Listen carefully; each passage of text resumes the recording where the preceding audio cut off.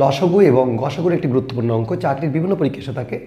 তিনটি সংখ্যার গসাগু 6 এবং লসাগু 6 × 30 সংখ্যা দুটি যদি 18 ও 42 হয় তবে তৃতীয় সংখ্যাটি কত হবে। দেখো গসাগু 6, তিনটি সংখ্যার গসাগু 6, তার মানে ওই তিনটি সংখ্যার মধ্যে কমন উৎপাদক 6 থাকবে। দুটি সংখ্যা বলা আছে 18 এবং 42। এখানে দেখো 18 3 × 6 7 × 6। দেখো এখানে কমন উৎপাদক 6 আছে, তাহলে তৃতীয় সংখ্যাটিরও কমন উৎপাদক 6 থাকবে। তাহলে তৃতীয় সংখ্যাটি তোমরা ধরে নেবে 6x। x হচ্ছে আননোন, তোমাকে বের করতে হবে।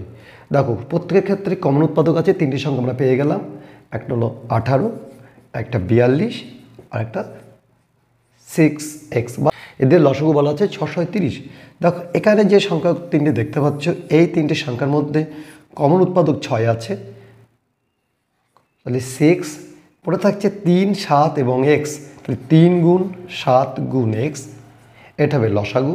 যেভাবে তোমরা স্কুলে শিখেছো, এটা ইকুয়াল 630।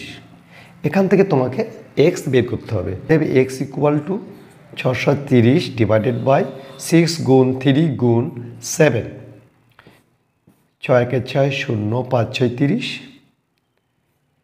3 × 3 = 9, 3 × 5 = 15, 7 5 × 7 = 35 ইকুয়াল 5। তৃতীয় সংখ্যাটি কত? 6x। তৃতীয় সংখ্যাটি কত?